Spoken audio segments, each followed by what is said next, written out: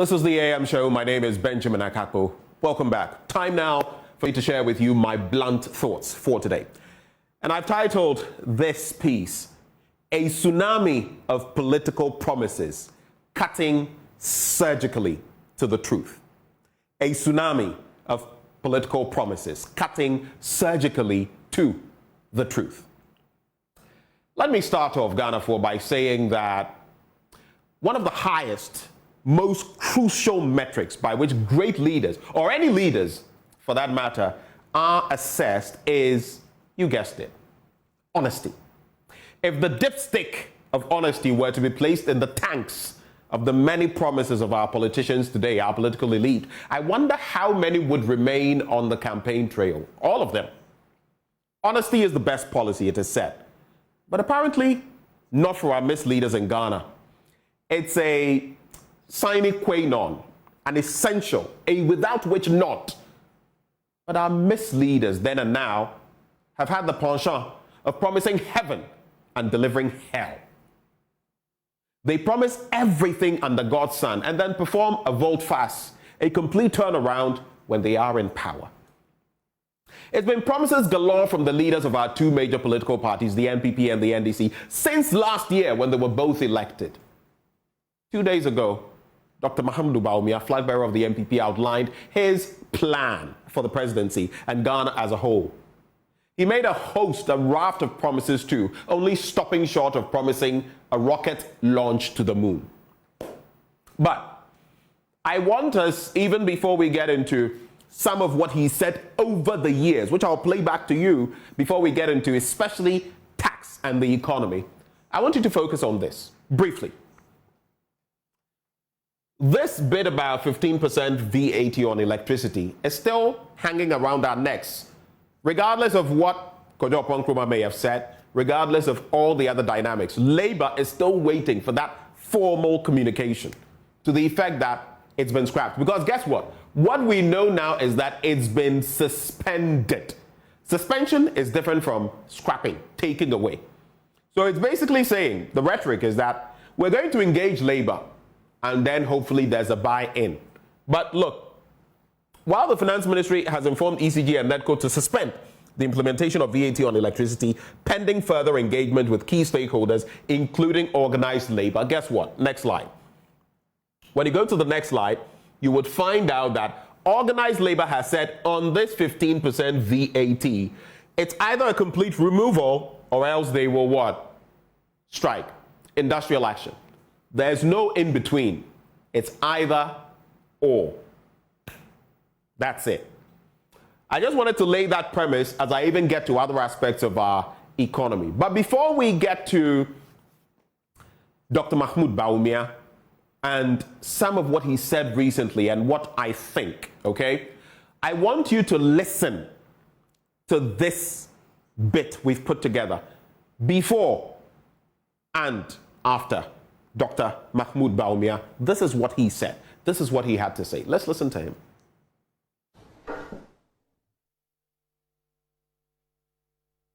We don't have to borrow money from anywhere. Just tool the various sections of the road and we'll raise the money to do the roads in Ghana. The MPP will shift the focus of economic policy away from taxation to production. So we are going to move away from taxation to production. From taxation to production. Given the resources at its disposal, one should expect at least 4 to 5 times the quantum of investment that the NDC claims to have undertaken.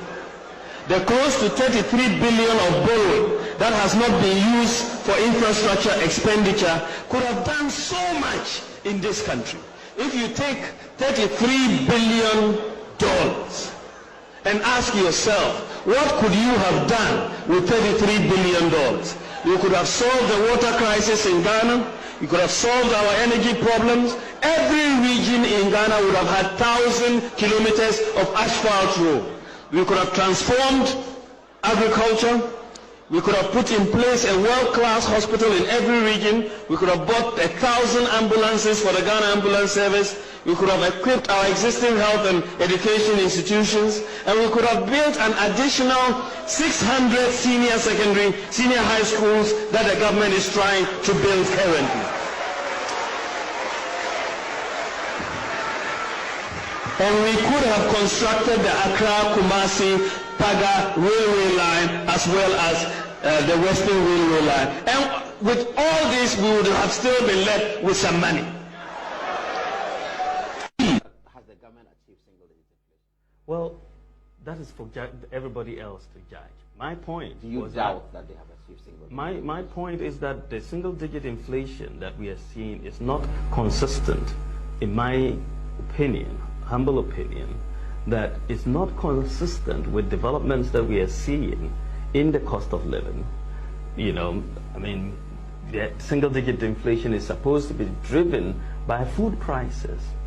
So, you know, ask every, woman, man who goes to the markets and ask about food prices between last year and this year and see how food prices have been increasing. My visits to the markets, whether it's in Malatar or Tamale or wherever, suggest that food prices are really going up.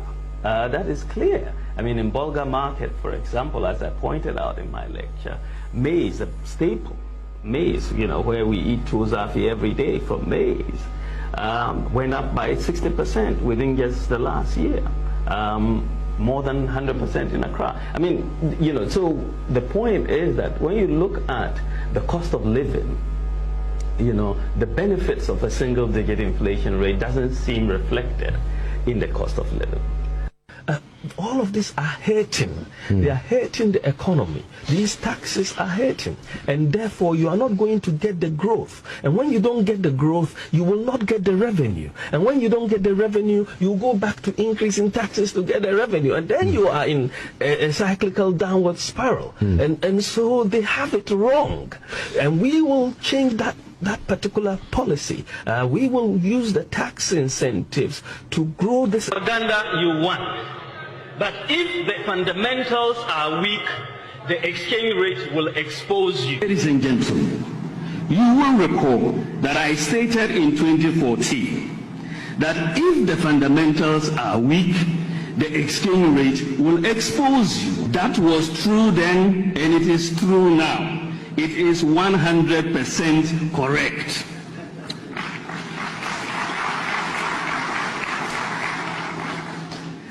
So if the fundamentals are weak, the exchange rate will expose.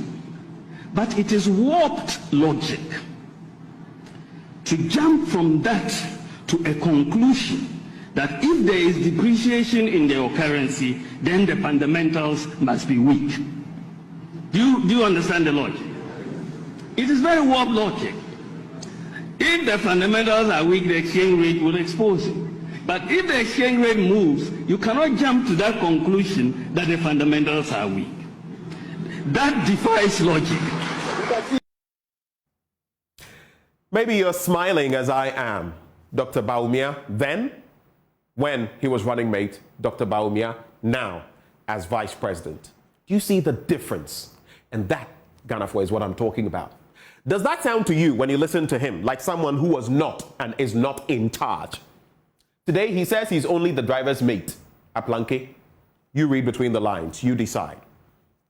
Now, I just want to focus on something here because in terms of our deal with the IMF and the regulations, stipulations, we're given options. Cut expenditure by 0.2% or impose taxes like the VAT, 15% that we are talking about. Our government opted to cut us instead of cutting themselves. That's what they opted for, to cut us. Instead of cutting themselves, instead of cutting down on expenditure, so that at least the Ghanaian can breathe a bit. Look at the number of V8s. Look at presidential staffers. Look at what we spent on our number of ministers and all of that. But foregoing all of that, the government, in terms of this IMF arrangement, hoped to rake in about 9.5 billion Ghana cedis of revenue under 12 revenue measures in this program. Let's go to the next slide. And of course, this year was the focus. I'll just walk you through them briefly. The revenue measures: revise and expand taxes on gambling revenue. We've seen some of that, the 10% among others, 512.4 million. Expand the entities subject to communication service tax, same amount. Increase stamp duty, same amount. Introduce a simplified mechanism for the modified taxation scheme for small taxpayers, 427 million Ghana cedis. Let's go to the next four. Then you have remove selected VAT exemptions, 4.4 billion Ghana cedis. Introduce a 5% VAT rate on rental of commercial premises, 854 million Ghana cedis. Introduce a Commissioner General's authorized VAT invoice for income tax purposes. That would bring in another 512.4 million Ghana cedis. And introduce an emissions tax and a plastic and packaging tax. We've already seen the eco tax slapping, 597.8 million. Then the final batch of four. Let's go. Revenue measures: implement a second phase of EVAT. Pay attention. Implement a second phase of EVAT and ongoing EVAT compliance measures, 341.6 million. Implement a minimum chargeable income system, 170.8 million. Enhance the implementation of the vehicle income tax, that's the VIT, that the sticker mechanism, 85.4 million. And implement the World Customs Organization's Safe Framework of Standards Pillar 1, which was expected to generate 427 million. But as you've paid attention to all of this, I want you to focus on this. Then, Dr. Bawumia proposes to us 2 days ago that he's going to cut off some of the main taxes that we have. And the question is, how then are we going to fit that into the IMF program? If indeed he means to keep his promise, how will it be executed? Stay with me. So, Akufo-Addo, revision and expansion of taxes on gambling revenue. Bawumia says there will be no taxes on betting.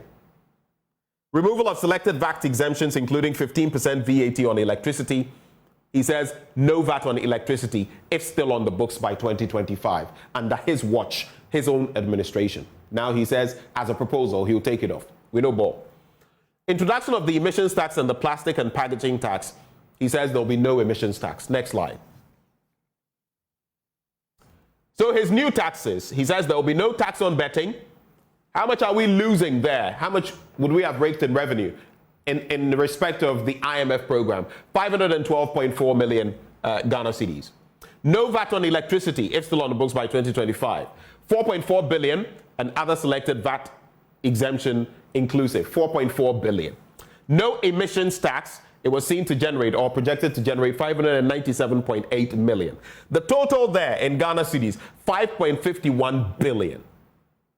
My question, Ghana 4, these are the things we often don't assess. How will a Dr. Mahamudu Bawumia administration raise this sum of money for the IMF program? How will they do it? These are the fine prints we must read between the lines and tell when people are being honest or otherwise. Before securing power with President Akufo-Addo, and Bawumia had supported President Akufo-Addo for 2 attempts at the presidency and campaigned vigorously. In fact, the reason his boss hired him was because he was an expert in economics. But today, we know that where the country is. Now that we are where we are, he says he was only at a planque who was waiting patiently for his boss, the main driver, to put the vehicle in a ditch so that he can go and tell the car owner that he is a better driver. So Dr. Bawumia knew that we could do with 50 ministers for governance. He knew the e-levy and other taxes were bad and would hurt the economy. Yet, as head of the economic management team, he brought it to bear. He knew that being head of the EMT means that you are only an advisory body. You only play that role. And he was haranguing the late Emisa Arthur. I suppose the economic wizard needs some new abracadabra to get things going, because the magic may have fluttered or floated away. But before I go, I want to remind us again of something in the past and now, and to conclude, to leave you to decide. Our final slide. This is Dr. Mahamudu Bawumia, September the 8th, 2016. Quote, he said, "A mason who inherits a good foundation and spends 8 years destroying it cannot be trusted to build the house. I'll repeat for you. A mason who inherits a good foundation and spends 8 years destroying it cannot be trusted to build the house. He was referring to inheriting the Kufua economy and maybe even Atta Mills and Mahama. But we cannot trust the mason who inherited a good foundation, as Dr. Baumia says. But we can trust the trotro mate who inherits a car that has had multiple accidents, which also has a rundown engine and needs practically all its other parts to be replaced, right? That's the logic.